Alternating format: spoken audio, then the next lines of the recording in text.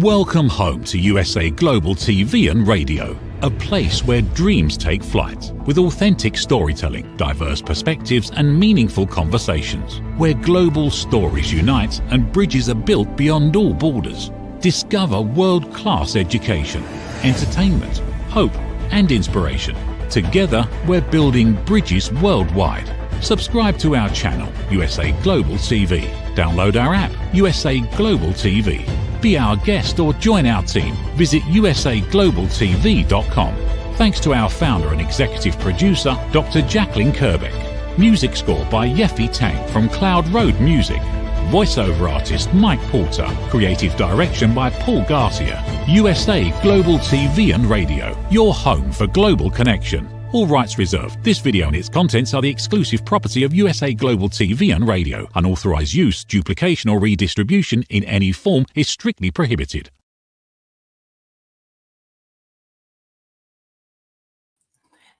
Hi, welcome to the Persistence Payoff Show. We're here on USA Global TV and Radio. I'm your host, Kimberly SCHAFER. I'm the inventor of the ring thing, which is a patented waterproof ring holder. I'm on my second journey in life and just really enjoying it. I'm a first-time entrepreneur and first-time inventor. This show is focused on the quality of persistence and the payoffs that it brings to us. Those can be personal or professional or both. And I'm really interested in talking to people who have that quality of persistence and learn from them about their hows and their whys. One of the things I'm learning is that persistence can show up in so many ways. And sometimes if we're going through a hard moment, persistence can mean I'm just going to get up in the morning and keep trying. Sometimes it means if we're working on a huge project, it means I'm doing this huge thing. So it can be little things, it can be small things, but it's that quality of continuing to try. Through my own journey, I have learned that my spirit animal is a woodpecker because I keep working away at things. So that's why I've added the woodpecker here on my logo. I hope try not to be annoying, but I'm sure that happens sometimes. I'm really delighted and honored to have our guest today, Erin Washington. And I think we've got a lot to learn from her. Erin is a mom of two. She's the author of multiple books. Her most recent book is From Pain to Purpose, Making Meaning Out of the Mess. She's the host of thERINpy with Erin Washington, which is a top 1% personal growth podcast.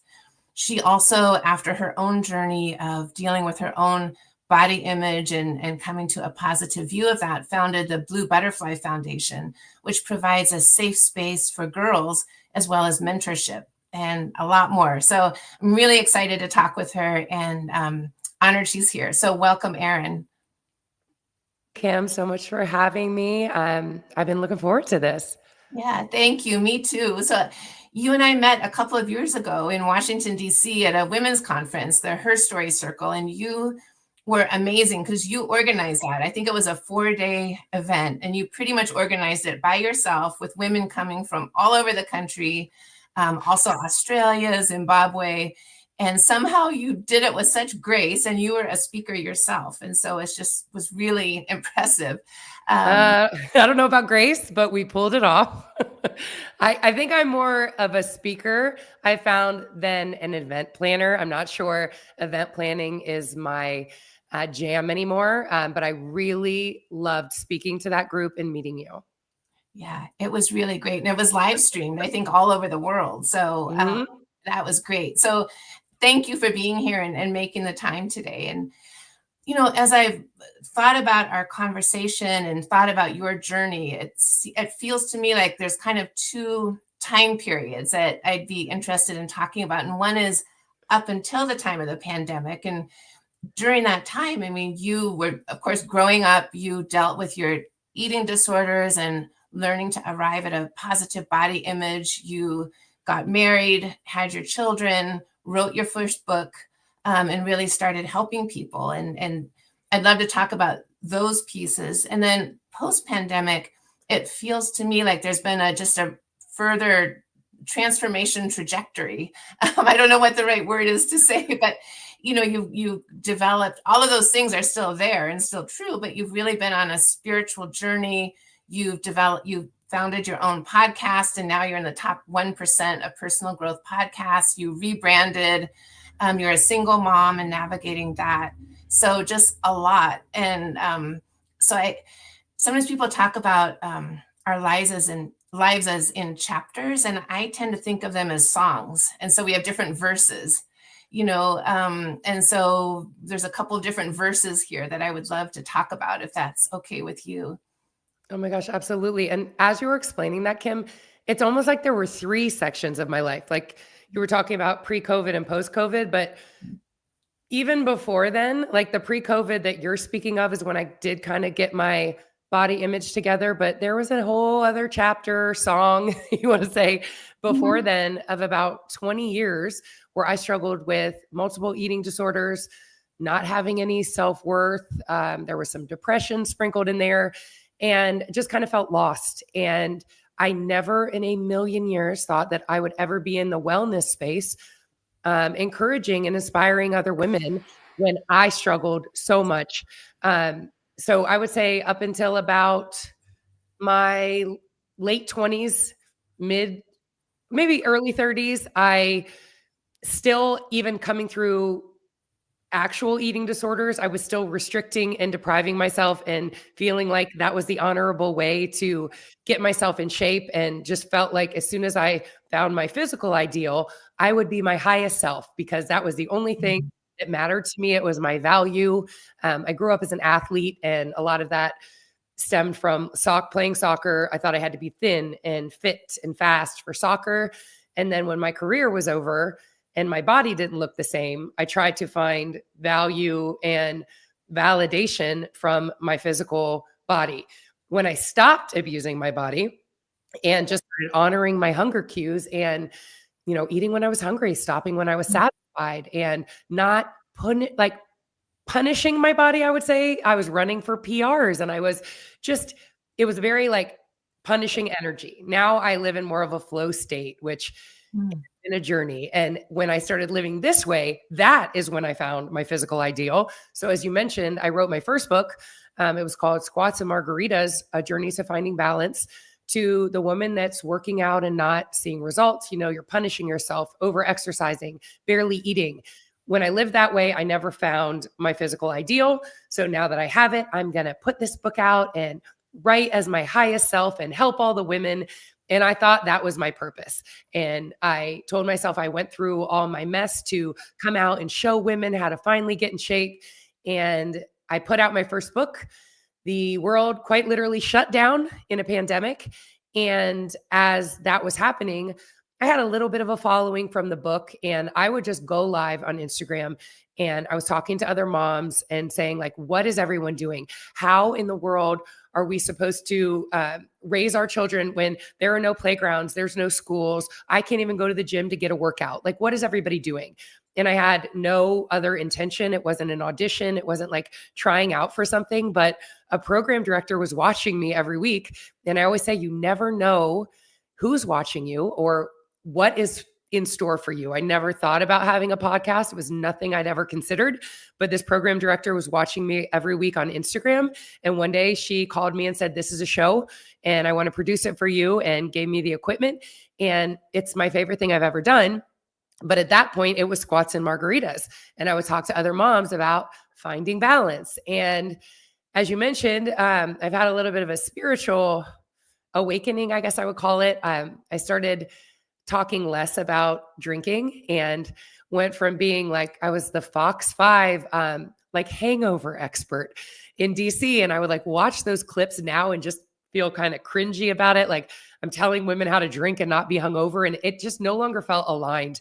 And I would talk to guests or want to book bigger guests for my show and want to talk about their sobriety journey and what they were doing. But I'd catch myself saying, well, my show's called Squats and Margaritas, but I don't really drink anymore. And I thought to myself, why is it even called that? And it was scary after building a brand.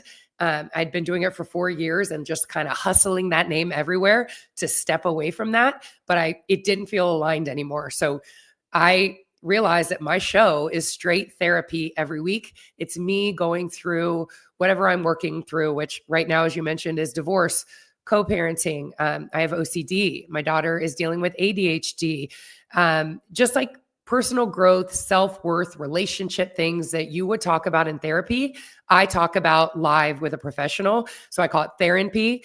And my hope is that other women or men who listen can get the answers that they're looking for without having to be vulnerable themselves. And the more I've stepped into that, I've never felt more aligned. Like, this is exactly what I'm supposed to do. And it just kind of, my conversations flow organically with just what I've been working on myself. And then I get DMs from other women like, this is me. Thank you for saying it. I feel seen. And so I just keep leaning into that. And it was scary again to walk away from squats and margaritas, but thERINpy actually grew and became what I know I'm supposed to do. And as an extension of the personal growth and self-improvement space that I'd walked into, I noticed that I had all these incredible women that I'd been able to connect with through my podcast that I never would have met any other way. And I was like, what can I do with this? So I decided to create a nonprofit for teen girls that were struggling with body image, self-worth, all the things that I struggled with. And there was no social media, so I can't even imagine what they're struggling with now, but there was no space for me to go and talk to someone. And I felt like my mom wouldn't get it.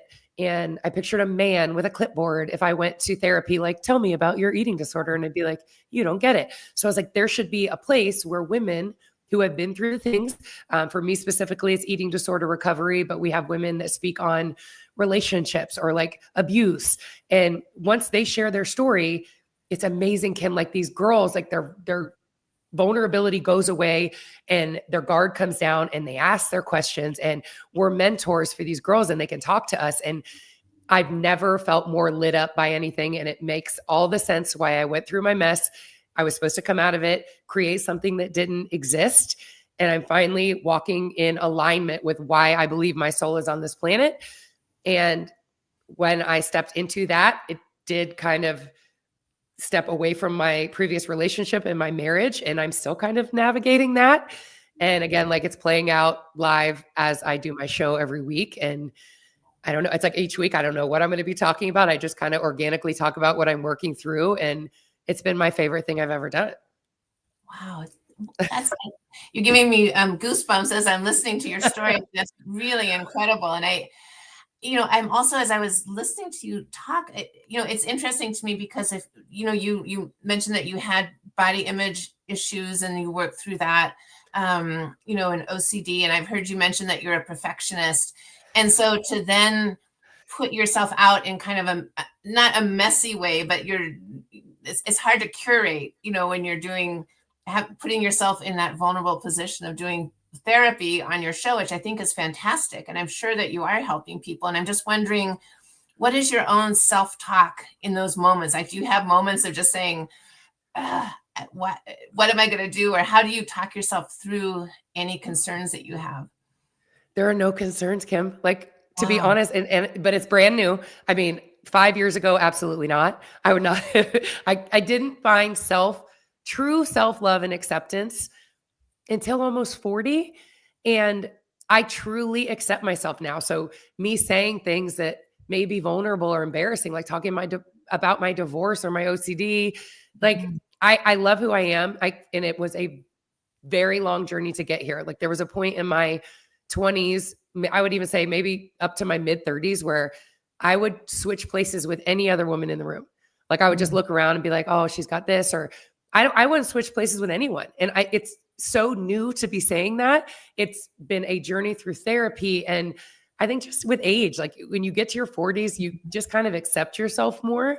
And I wouldn't have been able to do this 5 years ago. And I wouldn't have been able to like hype myself up to talk about it. I wouldn't have a show like this. I was trying to present this perfect, like contrived Instagram when I started, that was what I thought you were supposed to do, because I would see these big accounts like that were sharing mom stuff, which is what I started out doing. And I was like, oh, it has to be this way. And they always were matching, and everything was like, their grid was all the same colors. And I was like, oh, that's what you have to do. And I never grew, Kim, until I just started being exactly who I authentically am. Wow. I didn't see growth. And leaning into this, like, if it doesn't feel right in my soul, like if something just feels like squats and margaritas, I was like, let's just change it. And you just have to lean in. I've also like learned a lot about my human design. And I don't know if that's anything you've ever studied, but I had a reading and I realized that I'm a sacral generator, and I make decisions by like hits and feelings that I get in my body. And now I just trust those. I've been getting them my whole life. I've saved people, and it was just so interesting to learn that these hits that I get are based around people's safety. And so it was all like making sense. And now if I get a feeling in my stomach, which is usually where I get it, I go with it. And it may not make sense. Like I may be at my daughter's soccer practice and something is telling me to leave. Like I always lean into these hits that I'm getting. And when you learn more about your body and your human design and how you make decisions, you can start to trust that. And I have seen things play out after leaning into like guidance that I'm getting. Like, for example, right now, I'm hearing like, stop drinking alcohol. Like, it's not serving you. And I'm like, but I had a brand about it and I was resistant. But I was like, what if I just kind of lean into this?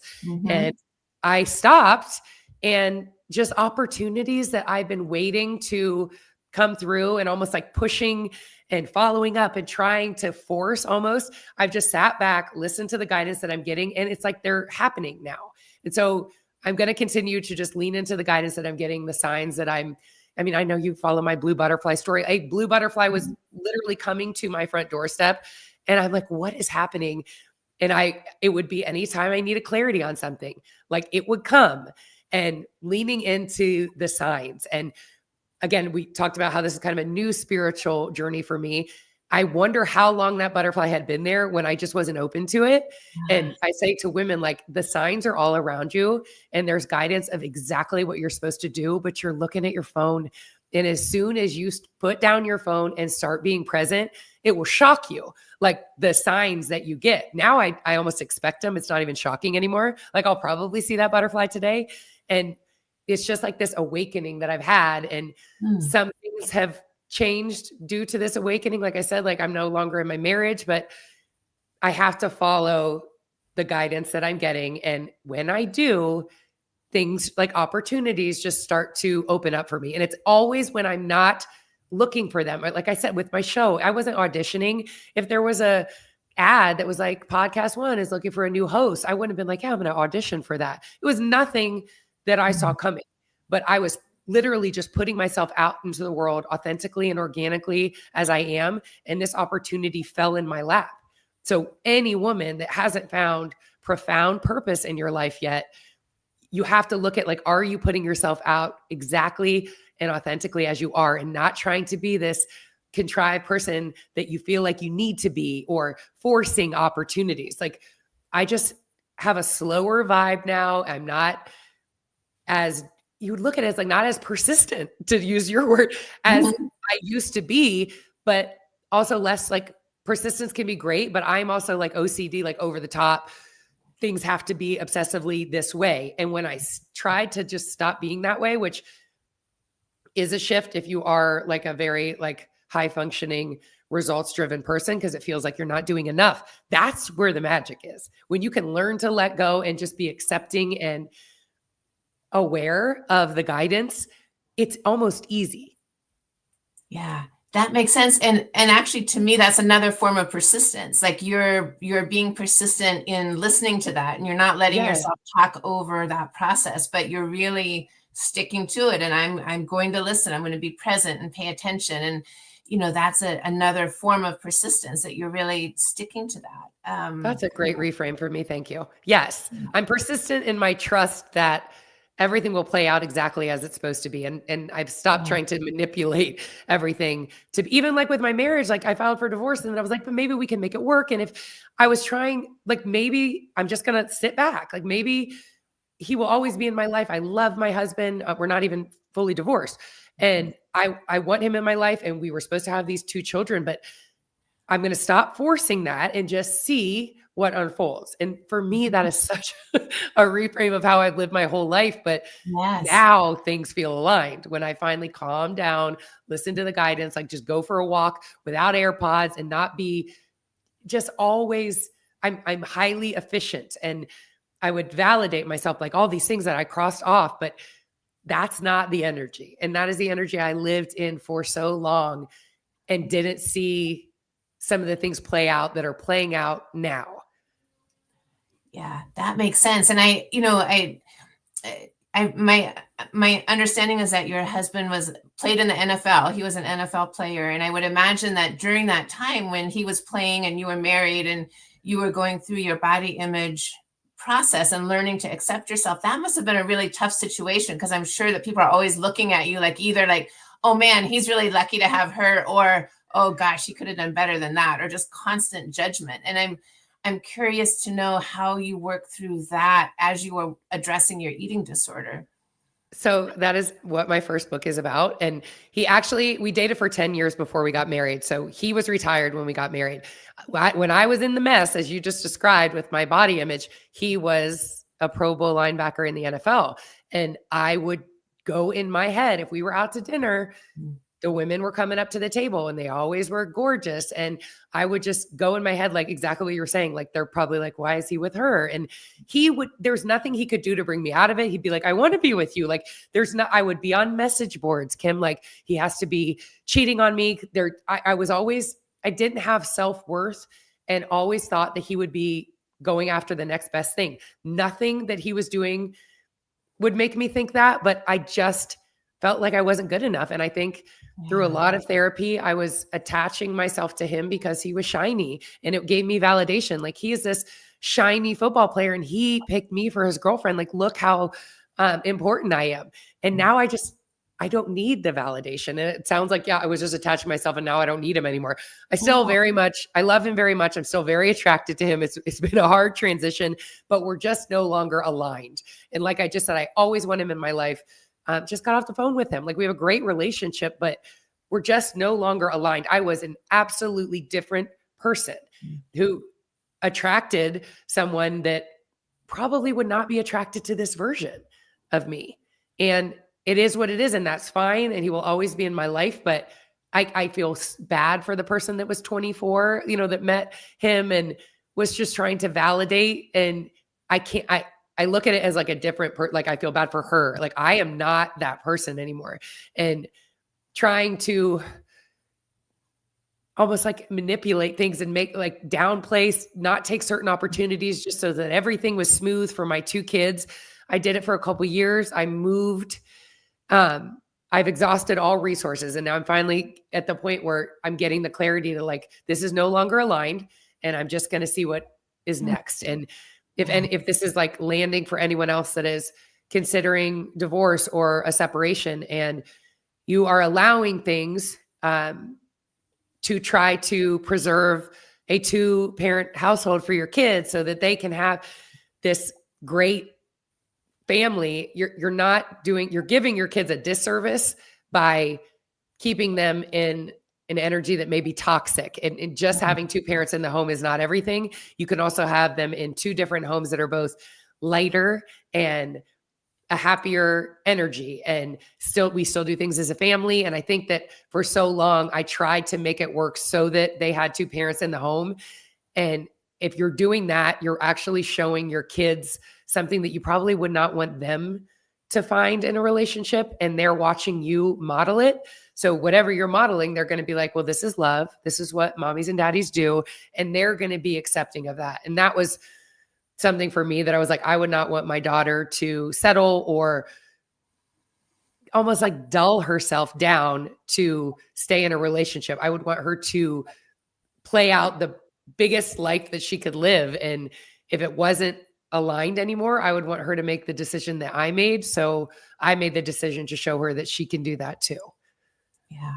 That makes really good sense. And I'm the child of divorce and I'm divorced myself. And I think for kids, you're totally right. Like, kids know, when I was growing up, I knew my parents weren't happy. And so it's actually can be a relief to like, okay, they've separated and now they're each making themselves happy. And you're right. That's such an important model for children.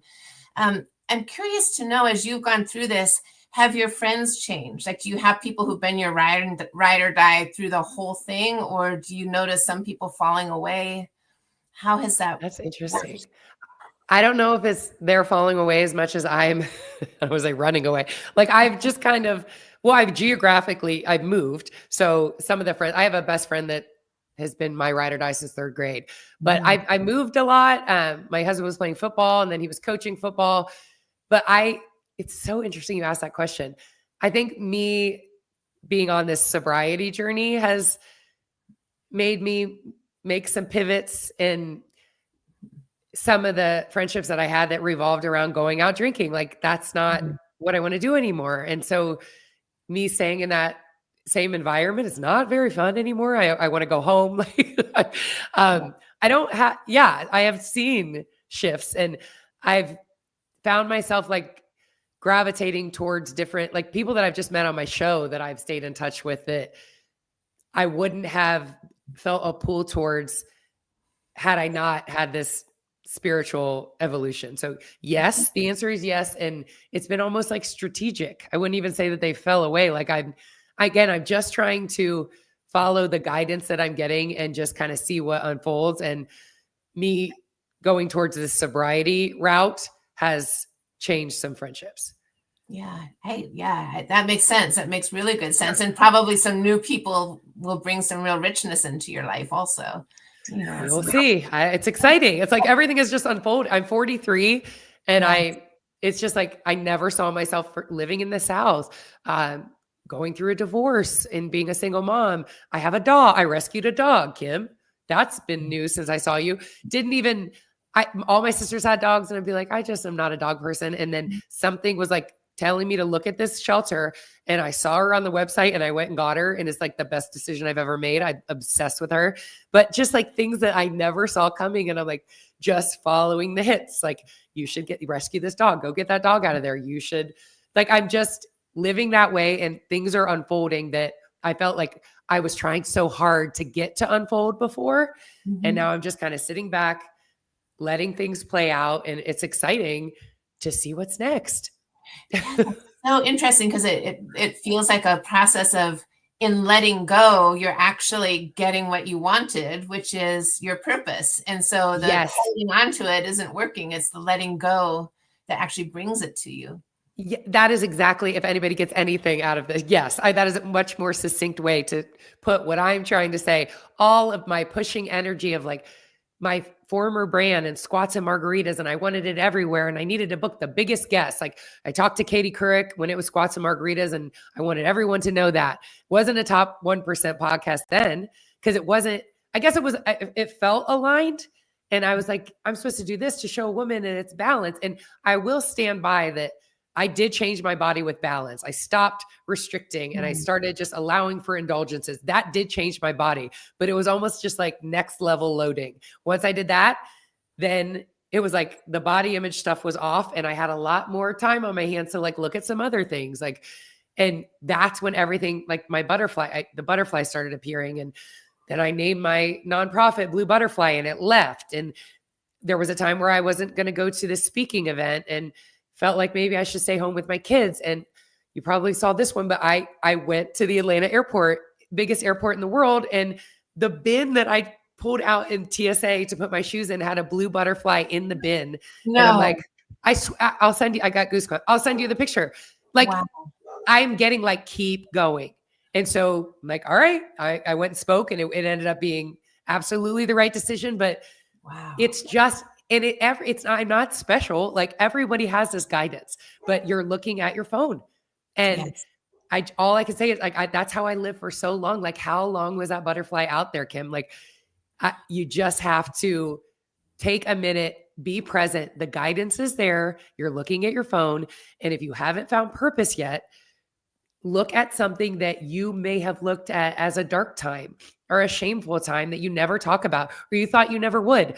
I found purpose out of sharing the most shameful thing in my past. And now I talk about it very openly because it's off. So whatever that thing is, I'll give you a hint. It's whatever you're thinking of right now. Consider sharing that. You don't have to write a book, but you can write it down, tell your spouse, get it off you. And then it's like I said, like next level loading. That is what's holding you back. And that is probably where you can find profound purpose, because whatever you've come out of, there's someone still in it. And you can be the person that brings them out of it. And that's how you find purpose and make purpose from pain. And then it just all makes sense. It's like, well, obviously I went through that because I'm supposed to be doing this. And then you create a community where you're helping other people. And then it's no longer a darker time in your life. It's your purpose. And if you haven't found it yet, that's all I can say is like, look back at that thing that you're kind of embarrassed about. You're glad that it's over. Someone's still in that, and you can help bring them out of it and find profound purpose. Wow. Oh my gosh. That is really powerful. Yeah. Thank you for that. It's really powerful. And so is your newest book focused on that, from pain to purpose? I love the title, Finding Meaning in the Mess, is like great. That's exactly what it is. Yeah. Now no one's going to buy my book. No, just kidding. It's my story. It's how I used to live.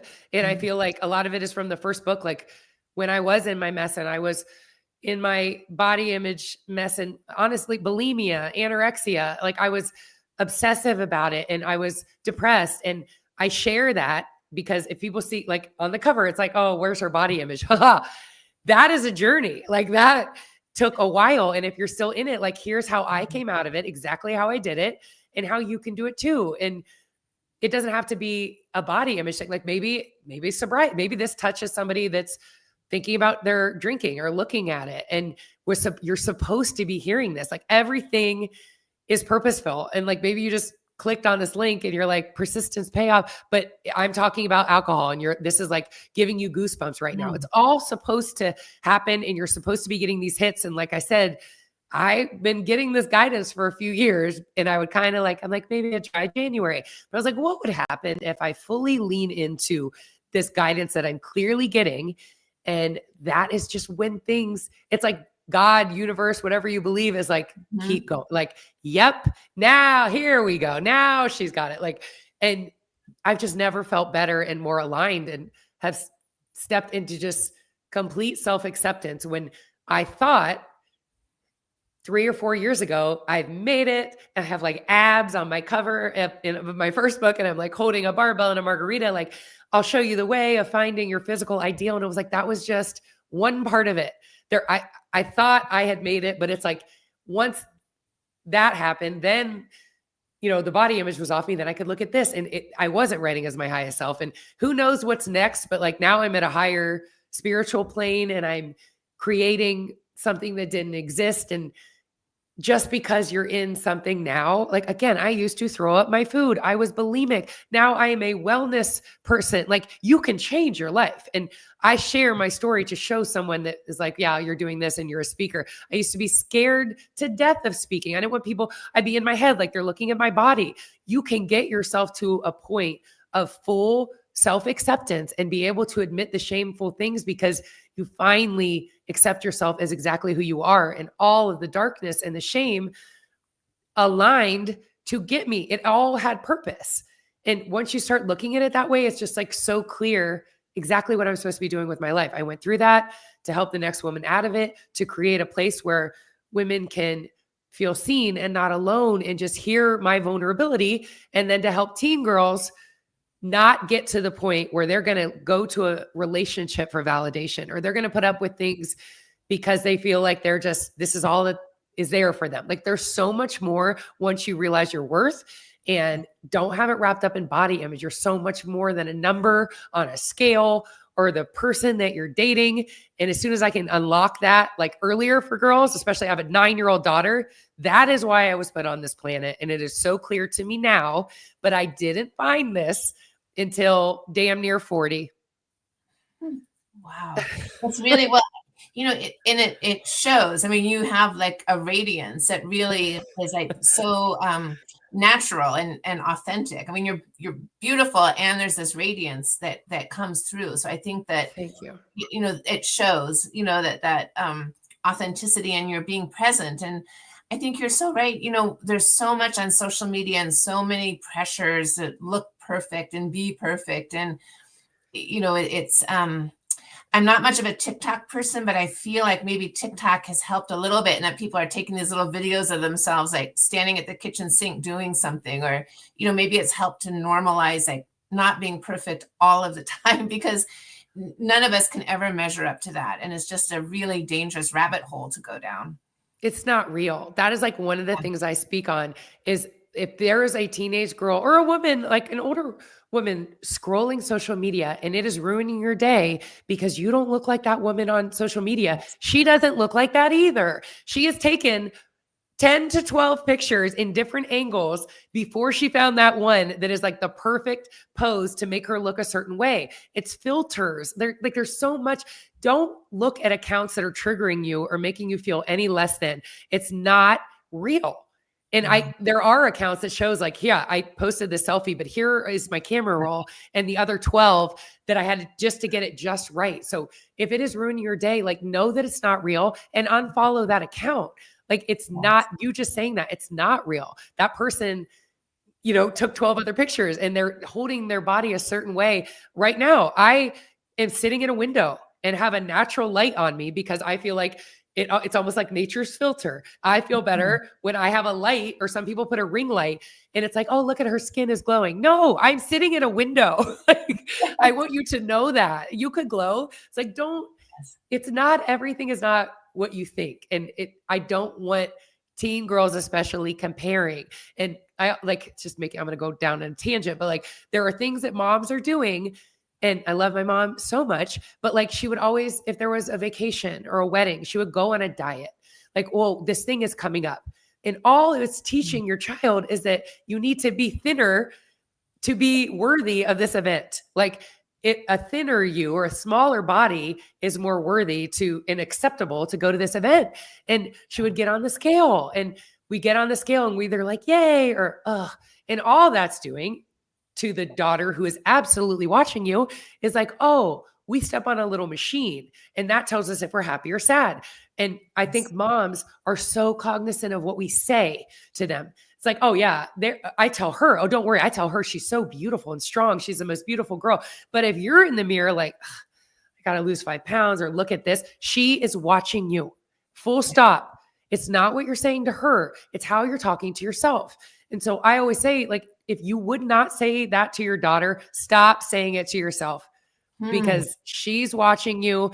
It's not I know you're hyping her up and telling her she's so beautiful and strong, but she's watching what you're doing and the behaviors that you're modeling. Get off the scale. Stop saying you have to go on diets to go to a big event. And I will catch myself, like, stop telling them they're so beautiful. And so like, stop making it physical, because then if there's a day that they're not feeling so beautiful, they're going to feel unworthy. So I will like choke down when my daughter walks around the corner and be like, you're so strong. You're so kind. You are such a sweet girl. It takes practice, but I don't want her self-worth to be wrapped up in physical, because there are days that you're not going to feel that way. And it's got to be more like their intrinsic self-worth, because I'm a little bit passionate about this, but this is what I talk to my girls about. Like you are and like consent. The last event we did, these girls were like, I learned about consent today. And I'm like, great. I'm so glad. Like, just because he wants to do something doesn't mean that I have to if I'm not comfortable. And I can say that. And if I'm around these other girls and I'm like portraying something that's not who I am, or I feel like I can't be myself, those aren't my people. And I'm going to remove myself. And I'm like about to cry. These girls I'm like, yes, you're getting it. But sometimes like if their mom is saying it, you're like, you're just my mom. You're saying that. So, I mean, it's such a powerful thing to bring these women in as mentors, because they like listen to us. And I get it. I would listen to my mom when I was a teenager, but they're getting it. They're like, yeah, I don't have to do what he wants to do. And I do see that I am making myself different and I can't really be myself around this girl. Then that's not your girl. Find another group where you can be you. And I just want these girls to have this, because I did not have that in my teens, my 20s, most of my 30s. And I just want to have girls realize their value earlier and have moms realize how much of a role they play in this. It's not just what you're saying to them. They are watching you. You are the model of what a woman should be. So you just need to watch your own behaviors and not just think about what you're saying to them. Yeah, that is such an important message. And you're totally right. You're absolutely right. And are you having annual events with the Blue Butterfly Foundation, or how often are you reaching out? I'm sure you're reaching out to girls all the time, but are you having events? Or Kim, if you want to help me, we can do semi-annual. Like you saw me at the last event and it was great. And when I left, I was like, I got to do it again. But It's a lot. I would love to do more events. I want to take it. We've done it. We just did it in Atlanta where I'm at, but working on one in Nashville. I want to talk to every girl. Like this is I've seen the magic when this happens, but it's hard to find a venue and promote it. And then I'm not an events person. Like I was so in my feelings that 100 girls showed up or signed up and 60 showed up. And I'm like, where are the 40? I have 40 sandwiches. And people are like, that's how events go. Like, it's not my thing, the events. I want to inspire and I want to like curate this wonderful panel of speakers that I want to come. But the event planning of it all, if anyone is listening to this and wants to plan these events, please reach out to me because they are so valuable. It is magic. Even like some girls, like if it's a 13 or 14-year-old girl, I told moms like, join us. And the conversations that were happening with moms, like they would be like, you won't listen to me, the mom, like, and the girl would be like, well, I feel like you don't get it. And the mom would be like, well, what could I do to make you want to talk to me? And I remember this girl was like, if you could just say, I don't know all the answers. I'm not right all the time. This is my first time being a mom. I would want to talk to you. And like all the moms were like, whoa. And I mean, they hugged and it's just magic, but it does take a lot to put them on. So right now it's annually. I would love to do more, but my bandwidth does not allow for that at this point, but I'm open to growing Blue Butterfly and doing this in every state and spreading the magic. Well, I will follow up with you because I love all of those details of operations and event planning. So oh my gosh, I'd love to help with that. That would be fantastic. And I know we're just about out of time, and this has been an incredible conversation. I'm so grateful. And I wonder if you could let people know how they can connect with you.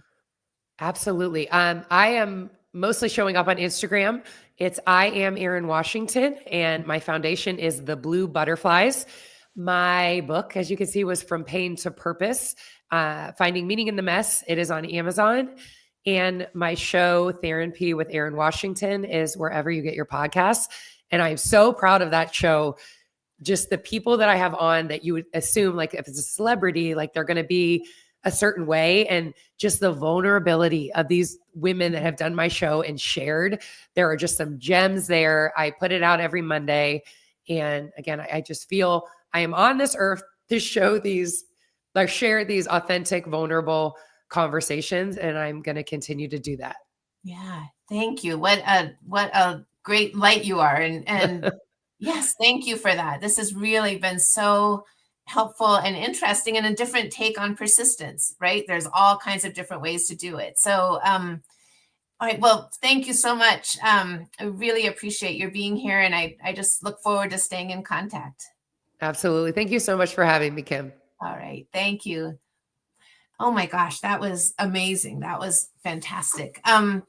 So a couple of things. So I always end each show with a quote about persistence. And I think that this one I selected, it spoke to me, and I feel like it actually fits really well with our conversation today. This is from Marian Wright Edelman, who said, "You're not obligated to win. You're obligated to keep trying to do the best you can every day." And I think that that Erin gave us a lot of great lessons and guidance on how to do that and how to just be yourself and do the best you can, whatever that means every day. So please join us again. The Persistence Payoff Show is every other Tuesday at 12 p.m. Pacific time on USA Global TV and Radio. You can reach me through theringthing.com. My Instagram is @ring_thing_, and I'm always available for questions or conversations. So thank you so much, and I hope you all have a wonderful day. Thank you.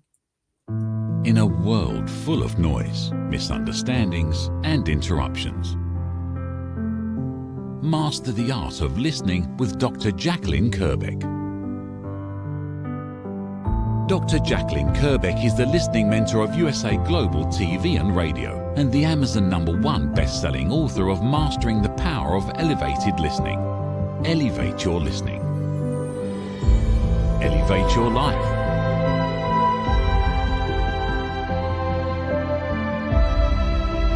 Join a global learning experience in person or via Zoom. Reserve your spot today usaglobaltv.com/book-your-session or drjacqueline.thinkific.com. Join Dr. Kerbeck's listening courses or hire her to unlock deeper connections and authentic conversations.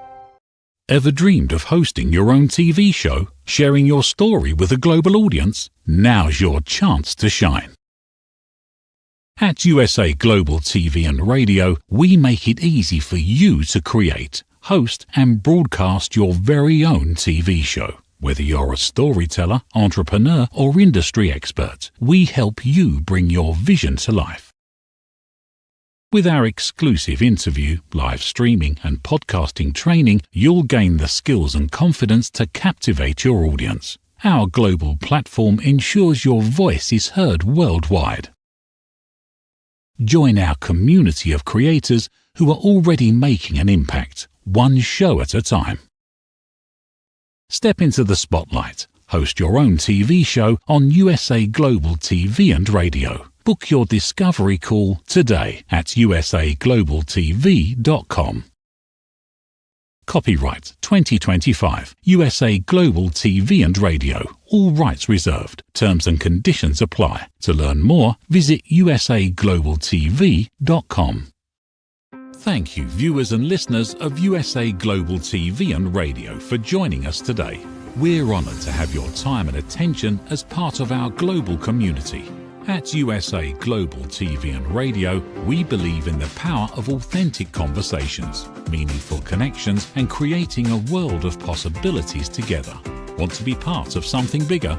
Join our team of elevated listeners at usaglobaltv.com, a space where your voice matters and your ability to listen transforms relationships.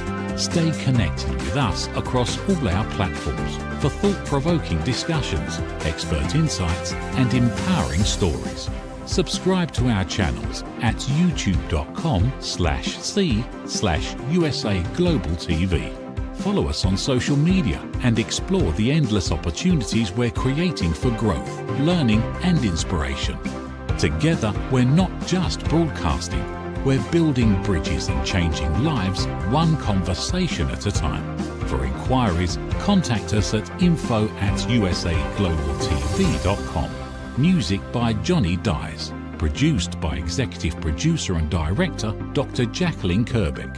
Voiceover by Mike Porter. Creative Direction by Paul Garcia. All rights reserved. Copyright 2025. Visit usaglobaltv.com to view our full terms and conditions.